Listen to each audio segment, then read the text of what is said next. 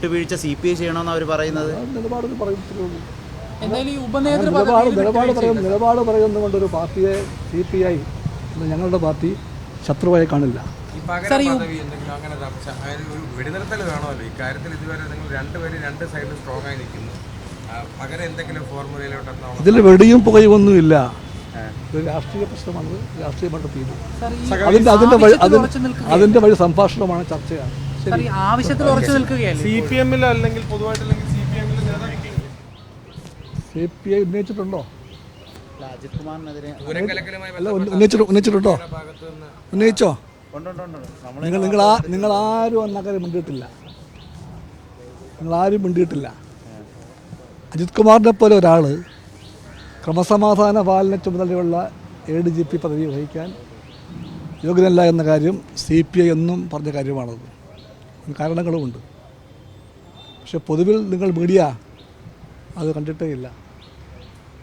അത് ഒരു വ്യക്തിപര പ്രശ്നമല്ലത്, വ്യക്തിപരമായിട്ടുള്ള എക്സോ വയ്യോ അല്ല.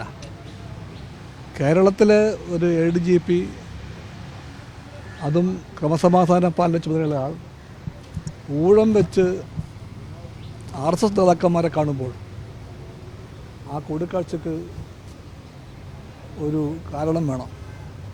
ഒരു വട്ടമല്ല, 2 വട്ടം കണ്ടു അങ്ങനെയുള്ള ഒരാൾ. അതുപോലെ തന്നെ തൃശ്ശൂരിൻ്റെ മാത്രമല്ല കേരളത്തിൻ്റെ ദേശീയ ഉത്സവമായി എല്ലാവരും കരുതുന്ന തൃശ്ശൂർ പൂരം കലക്കാനുള്ള ശ്രമത്തിൽ ഒരു പങ്കുണ്ടെന്ന് ആരോപിക്കപ്പെടുന്ന ആൾ, അത്തരമൊരാൾ ADGP ലോ ആൻഡ് ഓർഡർ ആയിരിക്കാൻ യോഗ്യനല്ല എന്നാണ് കമ്മ്യൂണിസ്റ്റ് പാർട്ടി പറഞ്ഞത്. അത് വ്യക്തിപരമല്ല, ഭരണം മാറിയതുകൊണ്ട് ആ നിലപാടിൽ മാറ്റമില്ല. ഇപ്പോൾ ഇത് കേരളത്തിലെ CPM പാർട്ടികൾക്കിടയിലെ തർക്കം ദേശീയ തലത്തിൽ തന്നെ ശ്രദ്ധിക്കപ്പെടുന്നുണ്ട്.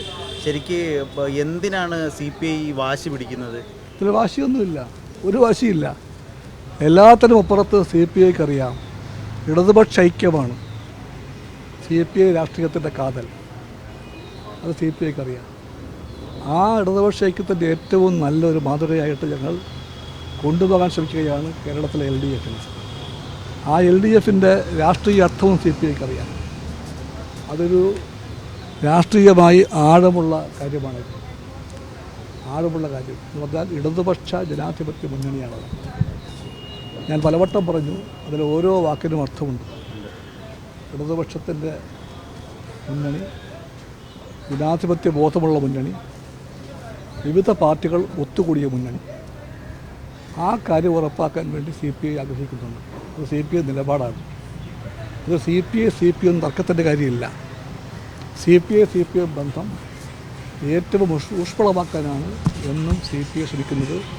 അതുകൊണ്ട് CPIക്ക് ഇത് തർക്കമായിട്ട് മാറ്റാനോ വലിയൊരു സംഘർഷമാക്കാനോ താല്പര്യമില്ല. CPIക്ക് നിലപാടുണ്ട്. ആ നിലപാട് എല്ലാവർക്കും അറിയാം. ഉപനേതൃ പദവിയിൽ അപ്പോൾ ആർക്കാണ് പിടിവാശി? ഒരു ചർച്ച പോലും ഫലത്തിൽ ഉണ്ടാകുന്നില്ല എന്നുള്ളതല്ലേ പുറമേ നിന്ന് നോക്കുന്നവർ മനസ്സിലാക്കുക? CPIയുടെ വാതിൽ എല്ലാ കാലത്തും ചർച്ചയ്ക്ക് വേണ്ടി തുറന്നു വെച്ചിട്ടുണ്ട്, എല്ലാ കാലത്തും.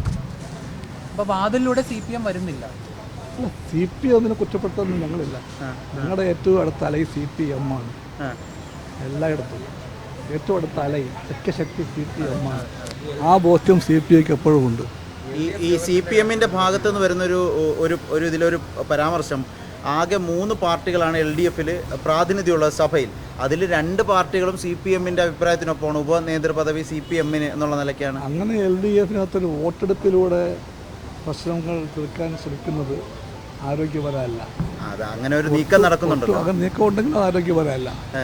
പരസ്പരം സംസാരിച്ചാൽ ആ വഴിക്ക് പരിഹാരം കാണാനുള്ള മാർഗം നോക്കുന്നതിന് പകരം LDF-നകത്ത് ആളെ പിടിച്ച് വോട്ട് ചെയ്ത് ജയിപ്പിക്കാൻ നോക്കുന്നത്